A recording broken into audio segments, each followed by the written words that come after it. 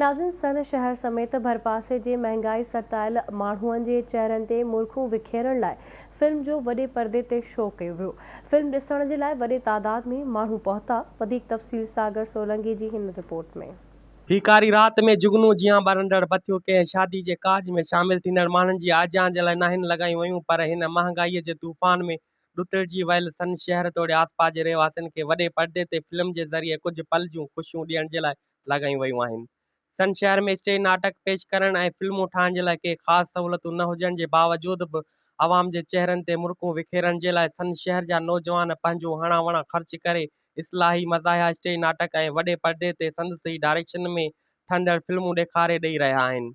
उन ई सिलसिले में आवाम जे चेहरनि खे मुर्खूं ॾियण जे लाइ सन शहर जो रहवासी नौजवान शाहनवाज़ शाहानी पाण पतोड़े संदसि ई डायरेक्शन में ठहियल फिल्म अंजाम जो वॾे पर्दे ॾेखारण वारो शो कयो वियो। उन फिल्म अंजाम जो कहाणीकार बि शाहनवाज़ शाहानी हुयो। फिल्म जी कहाणी अॼोके दौर में बिल्डर माफ़िया जे ज़ुल्मनि ॾाढ मुड़िसिन जबरी तौर ते घरनि प्लाटनि ते कब्ज़ो करे असुल रहवासियुनि खे तशदुद जो निशानो बणाए क़त्ल करण ते ॿधल हुई। जेका कहाणी सन शहर तोड़े आसपास जे ॻोठनि शहरनि खां फिल्म ॾिसण जे लाइ आयल माण्हुनि जे वॾे हुजूम खे तमामु घणी पसंदि आई ऐं माण्हू ख़ूब लुत्फ़ अंदोज़ थिया।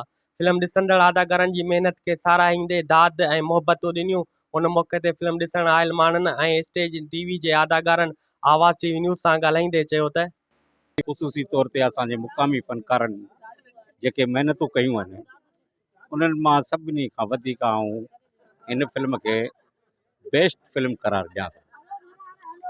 ऐं हिन फिल्म में काफ़ी जेके मुक़ामी अदाकार आहिनि असांजा पंहिंजा ई, उन्हनि जा एक्सप्रेशन जेके आहिनि से कहाणीअ मुताबिक़ भली घटि हुआ पर आहिस्ता आहिस्ता हू जीअं जीअं कमु कंदा वेंदा सुठो बहितर थींदो वेंदो। सभ खां वॾी ॻाल्हि इहा आहे त असां वटि हॉल न आहे ऐं 42 या 45 सालनि खां वठी सन जे शहर में स्टेज ड्रामा थींदा पिया अचनि।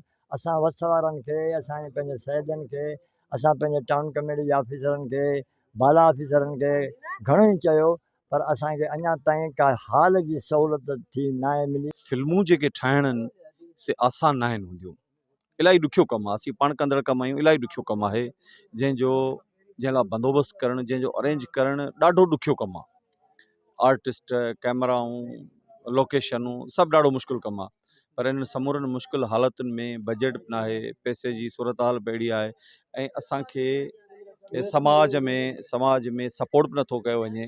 उनजे बावजूदि जेकॾहिं ॾुखियुनि हालतुनि में जेको कुझु कमु थिए थो उहो साराह जो अञा बि जेकॾहिं असांखे के सहूलियतूं मुहैया हुजनि त थी सघे असां इन खां वधीक फिल्म सुठियूं ठाहे सघूं था। बहरहाल अदा जी वॾी महिनत हुई, कोशिशि कई, सुठी फिल्म ठही आहे, स्टोरी तमामु भली हुई ऐं माशाल्लाह जिन दोस्तनि कैरेक्टर कया आहिनि उन सभिनि पंहिंजनि कैरेक्टरनि सां ख़ूब निभायो आहे।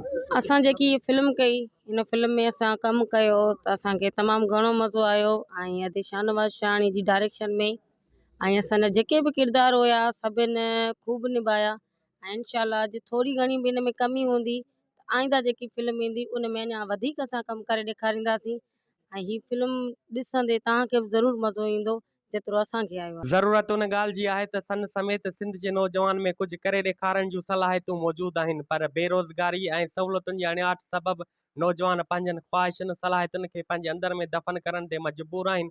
उन जे करे सिंध हुकूमत खे घुर्जे त आदागारीअ तोड़े ॿियनि शूबनि में सलाहियतूं रखंदड़ नौजवान जी मालिकी करे त जीअं उहे जुगनू बणिजी झर झंग मुल्क जो नालो रोशन करे सघनि। सागर सोलंकी, आवाज़ टीवी न्यूज़, सन।